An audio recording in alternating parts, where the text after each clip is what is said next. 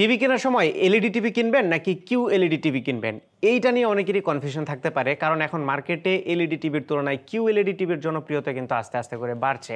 আপনাদেরকে একটু ব্রিফলি আমি এক্সপ্লেন করি এলইডি টিভি এবং কিউ এলইডি টিভির মধ্যে পার্থক্য কী। এরপরে আমার পেছনে যে টিভিটা আছে এটা নিয়ে আমরা একটা রিভিউ করব এবং আপনাদেরকে ডিটেলে জানাবো যে এই টিভিটা কেমন।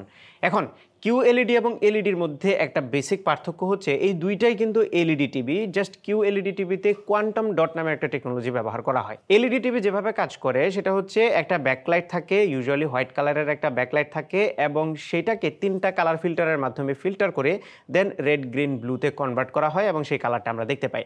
আর কিউ এলইডি টিভিতে যে ব্যাকলাইটটা থাকে সেটাকে কনভার্ট করার জন্য এক ধরনের কোয়ান্টাম ডট ইউজ করা হয় এবং সেই কোয়ান্টাম ডটগুলো মূলত ওই লাইটটাকে নিয়ে ডিফারেন্ট ওয়েভলেন্থে কনভার্ট করে এবং সুন্দর কালার প্রডিউস করে থাকে। এবং লাইটের এই ওয়েভলেন্থকে কিন্তু চেঞ্জ করতে পারে ম্যানুফ্যাকচারাররা তাদের যে কোয়ান্টাম ডটগুলো আছে সেগুলোর সাইজ ছোট বড় করার মাধ্যমে। সো এটা যখনই প্রিসাইসলি তারা করবে তখন কিন্তু কালারগুলো অনেক বেটার হয়। তার মানে কিউ এলইডি টিভির মধ্যেও ব্যাড কোয়ালিটি এবং গুড কোয়ালিটির প্যানেল কিন্তু আছে। এখন এলইডি এবং কিউ এলইডির মধ্যে যদি বেসিক ডিফারেন্সটা বলি আমরা কোয়ালিটির, তাহলে কিউ এলইডি টিভিগুলো রেগুলার এলইডি থেকে অনেক বেশি ব্রাইট হয়, সেই সাথে কালার অনেক বেটার প্রডিউস করে, হোয়াইট কালার গামেট প্রডিউস করতে পারে। সেই সাথে কিউ এলইডি টিভিগুলো রেগুলার এলইডি থেকে একটু বেটার সাস্টেইন করে, তার মানে লংজিভিটি বেশি হয়। একই সাথে এটার পারফরমেন্স বেটার, ব্রাইটনেস কন্ট্রাস্ট থেকে শুরু করে মোটামুটি সব দিক থেকে এলইডি টিভি থেকে QLED TV better. Definitely LED থেকে কিউ এলইডি একটু এক্সপেন্সিভ, তবে এলইডি টিভি আস্তে আস্তে কিন্তু অবসোলেট হয়ে যাচ্ছে এবং বেশিরভাগ ম্যানুফ্যাকচারাররাই এখন শুধুমাত্র কিউ এলইডি টিভির দিকে ফোকাস করছে। সো আমি রিকমেন্ড করবো আপনারা যদি বাজারে এই মুহূর্তে টিভি কিনেন তাহলে এলইডি টিভিটা অ্যাভয়েড করাই বেটার, কিউ এলইডি টিভিটাই নেবেন। সো আজকে আমরা যে টিভি নিয়ে কথা বলছি এটা হচ্ছে মূলত র্যানকন ব্র্যান্ডের একটা 65 ইঞ্চির QLED smart Google TV এবং এই টিভিটা 4K রেজুলেশনের। সো আজকের ভিডিওতে চলুন আমরা দেখি আমাদের গত এক সপ্তাহের ইউজার এক্সপিরিয়েন্সে এটার ভালো দিক কী আছে, মন্দ দিক কী আছে। শুরুতেই আমরা এই টিভিটার ডিজাইন এবং বিল্ড কোয়ালিটি নিয়ে একটা কথা বলি। সো এই টিভিটা মূলত প্লাস্টিক এবং মেটালের সংমিশ্রণে তৈরি করা হয়েছে, কিছু কিছু জায়গায় প্লাস্টিক, কিছু জায়গায় মেটাল ইউজ করা হয়েছে। বিল্ড কোয়ালিটি চিপ মনে হয় নাই একদমই। এবং এই টিভিটার ওজন হচ্ছে অ্যারাউন্ড 16 কেজির মতো। এটাকে দাঁড় করিয়ে রাখার জন্য দুইটা স্ট্যান্ড আছে দুই পাশে এবং এই স্ট্যান্ডটা দিয়ে যখন আপনি টিভিটা কোনো ডেস্কের উপর রাখবেন তখন কিন্তু মোটামুটি স্টেবলভাবে দাঁড়িয়ে থাকবে, তবে হালকা পাতলা একটু নড়া খাইলেই কিন্তু ভালো রকম ওয়াবল করে। টিভি একদম কাত হয়ে পড়ে যাওয়ার মতো সম্ভাবনা নাই, কিন্তু যে পরিমাণে ওয়াবল করে এটা দেখে ভয় পাবেন আপনি নিঃসন্দেহে। আমার বাসায় বিড়াল আছে তাই ভয়টা আমি একটু বেশিই পেয়েছিলাম। তবে এই টিভিটার বক্সের ভিতরে কোনো ওয়াল মাউন্টের কিট নেই। আপনি যদি ওয়ালে মাউন্ট করতে চান পেছনে সিস্টেম দেওয়া আছে, আপনি আলাদা মাউন্ট কিনে ওয়ালে মাউন্ট করতে পারবেন, তখন আরেকটু বেশি সেফ হবে টিভিটা। এছাড়া প্যানেলের সাইডের যে বেজেলগুলো আছে এগুলো মোটামুটি ন্যারো এবং 65 ইঞ্চির টিভি যেহেতু একটু দূর থেকে দেখবেন সো তখন খুব একটা বেশি বেজেলটা নোটিস করবেন না, সো ডিস্ট্রাকশনের কোনো সমস্যা নেই। আরেকটা বিষয় বলে দেই, র্যানকনের এই টিভিটার কিন্তু 3টা সাইজ ভেরিয়েন্ট আছে। আমাদের হাতে এটা 65 ইঞ্চ ভেরিয়েন্ট আছে, এছাড়াও এটা 75 এবং 55, তার মানে এই মডেলটা হচ্ছে মাঝখানে আরও দুইটা ভেরিয়েন্ট আছে, সেগুলো ডিটেল আমি ভিডিও ডিসক্রিপশনে দিয়ে দিব। আর এটা যেহেতু একটা স্মার্ট টিভি এবং গুগল টিভি, সো যারা এর আগে গুগল টিভি ইউজ করেছেন তারা এটার সাথে মোটামুটি পরিচিত হবেন। অন করার সময় টিপিক্যাল গুগল টিভি যেভাবে অন হয় সেভাবেই হচ্ছিল।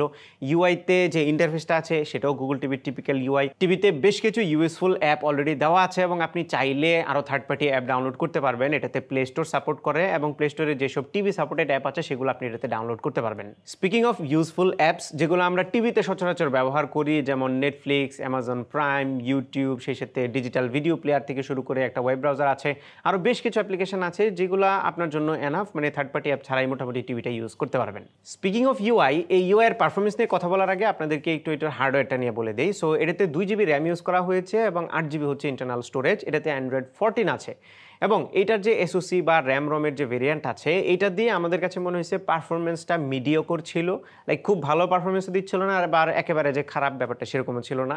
সো এটার যে প্রাইসে লঞ্চ হয়েছে আমার মনে হয় এখানে আরেকটু বেটার স্পেক দেওয়া যেত, লাইক 4GB র্যাম এবং এখানে যদি স্টোরেজটা আরেকটু বেশি দেওয়া যেত তাহলে আরও থার্ড পার্টি অ্যাপ্লিকেশন বেশি করে ইনস্টল করা যেত। যারা একদমই অ্যাডভান্সড বা খুব বেশি হার্ডকোর টিভি ইউজার আছেন তারা হয়তো বা এটা নিয়ে কিছুটা সাফার করবেন, বাট যারা বেসিক টিভি ইউজার আছেন, মানে স্যাটেলাইট টিভি দেখবেন অথবা ইউটিউব, নেটফ্লিক্সের মতো যে বেসিক অ্যাপ্লিকেশনগুলো আছে ওটিটি প্ল্যাটফর্মগুলো সেগুলো শুধু দেখবেন, খুব হার্ডকোর ইউজার না, তারা খুব একটা প্যারা খাবেন না এটা নিয়ে। আরেকটা ভালো ব্যাপার হচ্ছে এই টিভিটাতে ক্রোমকাস্ট বিল্ট ইন আছে, সো আপনি চাইলে অ্যান্ড্রয়েড থেকে ডিরেক্টলি কাস্ট করতে পারবেন, যদি আপনার ফোন কিংবা অন্য কোনো ডিভাইস যদি কাস্ট করতে চান সেটাও পসিবল। এবার আমরা একটু এটার প্যানেলটা নিয়ে কথা বলি। যেরকমটা বলছিলাম এটা 65 ইঞ্চির একটা কিউ এলইডি প্যানেল এবং এটা কিন্তু একটা 4K panel by the way. So এটাতে 4K ভিডিও যখন দেখবেন তখন একটু ক্রিস্প লাগবে। আর 65 ইঞ্চির একটা টিভিতে আমার মনে হয় 4K চাইতে কম রেজুলেশন যদি হইতো তাহলে সেটা খুব একটা বেশি ভালো লাগতো না দেখতে। এই টিভিটাতে টোটাল 6টা প্রিসেট করা পিকচার প্রোফাইল আছে, আপনি চাইলে নিজে থেকে কাস্টমাইজও করতে পারবেন। সো এগুলোর মধ্যে প্রথমটা হচ্ছে স্ট্যান্ডার্ড প্রোফাইল, যেটা একটু ব্যালেন্সড কালার প্রডিউস করে থাকে, আর এটা হচ্ছে ভিভিড, যেটা একটু ব্রাইট এবং কন্ট্রাস্টি বা স্যাচুরেটেড একটু কালার প্রডিউস করে। সেই সাথে sports mode, movie mode, game mode এবং এনার্জি সেভিং মোড আছে, যেগুলো দিলে আপনারা ডিফারেন্ট কালার লুক তৈরি করতে পারবেন এই টিভিতে। আর যদি ইউজার ডিফাইন্ডে যান তাহলে আপনি নিজের মতো করে এটার কন্ট্রাস্ট, ব্রাইটনেস, স্যাচুরেশন এই জিনিসগুলোকে অ্যাডজাস্ট করে মনের মতো করে কালার চুজ করে নিতে পারবেন। আমরা স্ট্যান্ডার্ড যে কালার প্রোফাইলটা আছে এটাতেই ভালো কালার পেয়েছি, বেশিরভাগ মানুষ স্ট্যান্ডার্ড প্রোফাইলই এনজয় করবে, বাট আপনি যদি একটু পাঞ্চি কালার চান তাহলে ভিভিডটাও চুজ করতে পারেন। এই প্যানেলটার পিকচার প্রোফাইল বা কালারগুলো নিয়ে আমরা হ্যাপি হলেও এই প্যানেলে সামান্য একটু প্রবলেম আমরা পেয়েছি, সেটা হচ্ছে স্লাইটলি লাইট ব্লিডিং হয়, স্পেশালি যদি একদম ডার্ক সিন যখন আসবে, যদি আপনি একটু কন্ট্রাস্টি সিন দেখেন অথবা টিভিটা যখন অন করবেন, যখন জাস্ট লোগোটা আসবে তখন তো পুরো স্ক্রিনটা ডার্ক থাকে, রুমটাও যখন ডার্ক থাকে তখন উপরের দিকে দুইটা অংশে আপনারা স্লাইটলি ব্লিডিং খেয়াল করতে পারবেন লাইটের। এটা আমাদের কাছে একটা ছোট্ট ইস্যু মনে হয়েছে। তবে ভালো ব্যাপার হচ্ছে এটা HDR10 সাপোর্ট করে এবং বেশ হোয়াইট কালার গেমোটো সাপোর্ট করে, আর টিভিটা বেশ ব্রাইট ছিল। সো আপনি যে কোনো সিচুয়েশনে টিভিটা খুব ভালোভাবে এনজয় করতে পারবেন। তবে আমরা সবসময় রিকমেন্ড করি একদম জানালার বিপরীতে টিভি সেট না করার, এতে করে কিন্তু জানালা থেকে যে রিফ্লেকশনটা আসবে সেটা কিন্তু টিভিতে পড়বে। যত ব্রাইট টিভি হোক না কেন, ওই রিফ্লেকশনের কারণে কিন্তু ভিজিবিলিটি ভালো হয় না এবং আপনার যে মানে টিভি দেখার যে এক্সপিরিয়েন্সটা সেটা অনেকটাই হ্যাম্পার হয়। সো এটার বেলায় সেটাই রিকমেন্ডেড থাকবে। তবে ব্রাইট রুমেও এই টিভিটা মোটামুটি ভালোই ভিজিবিলিটি দিচ্ছিল ব্রাইটনেসের বেলায়। আর টিভি দেখার সময় পিকচার যতটা ইম্পর্টেন্ট ততটাই ইম্পর্টেন্ট কিন্তু সাউন্ড, কারণ আপনি ছবি অনেক ঝকঝকে দেখলেন, সাউন্ড যদি ভালো না হয় তাহলে কিন্তু এক্সপিরিয়েন্সটা মাটি হয়ে যায়। সো এই টিভিতে দুইটা স্পিকার ইউজ করা হয়েছে 15+15 ওয়াটের, মানে টোটাল 30 ওয়াটের, এবং এইটা কিন্তু ডলবি টিউনড। সো স্পিকারের কোয়ালিটির কথা যদি বলি, একেবারে 100% ভলিউম যদি দেন তাহলে সাউন্ডে ডিস্টরশন পাবেন। তবে যদি সাউন্ড একটু কমায় দেন, লাইক 70% অথবা 50%-এর মতো ভলিউমে সুন্দর সাউন্ড এটা দেয়। তবে সাউন্ড কিন্তু খুবই থিন, মানে এখানে কোনো ধরনের বেজ নাই এবং ডিটেলের পরিমাণটাও একটু কম। ইউজুয়ালি এরকম টিভিতে বিল্ট ইন স্পিকারের কোয়ালিটি অত ভালো হয় না, বাট এটা থেকে আরেকটু বেটার আমি এক্সপেক্ট করেছিলাম। মানে আরেকটু যদি বেটার হইতো তাহলে অনেকেই হয়তো বা এক্সট্রা স্পিকার না দিয়ে এটাই ইউজ করতে পারতো। বাট এখন আমাদের রিকমেন্ডেশন থাকবে যদি এই টিভিটা কিনেন তাহলে একটা এক্সট্রা স্পিকার দিবেন, আর এটা স্পিকারের কোয়ালিটিটা ইমপ্রুভ করার রিকমেন্ডেশন থাকবে। তবে ভালো ব্যাপার হচ্ছে এই টিভির সাথে দুইটা রিমোট আসে, একটা হচ্ছে একটু স্মার্ট রিমোট মিনিমাল, যেটার ভেতরে বাটনের পরিমাণ কম, আরেকটা হচ্ছে ট্রেডিশনাল রিমোটের মতো যেটাতে নাম্বার প্লেট সহ বাকি সব কিছুই আছে, আপনি যে কোনোটা ইউজ করতে পারেন। তবে আমাদের কাছে মিনিমাল রিমোটটাই বেশি ভালো লেগেছে, বেশি কমফোর্টেবল লেগেছে। এবং এই রিমোটের বেশ কিছু এক্সট্রা ফিচার আছে, যেমন আমরা ইউজুয়ালি যে জিনিসগুলো জেনে থাকি, ভয়েস কন্ট্রোল এটাতে আছে, আপনি চাইলে ভয়েস বাটনে প্রেস করে ধরে গুগল অ্যাসিস্ট্যান্ট এনাবল করে তারপরে টিভিতে সার্চ করতে পারবেন। সেই সাথে শর্টকাট বাটন আছে অনেকগুলো, যেমন Netflix, prime video, YouTube music, এই ধরনের শর্টকাট বাটন আছে। এই বাটনগুলো কিন্তু ওই বিগ রিমোটটা যেটাতে সব ধরনের বাটন আছে ওইটাতেও আছে।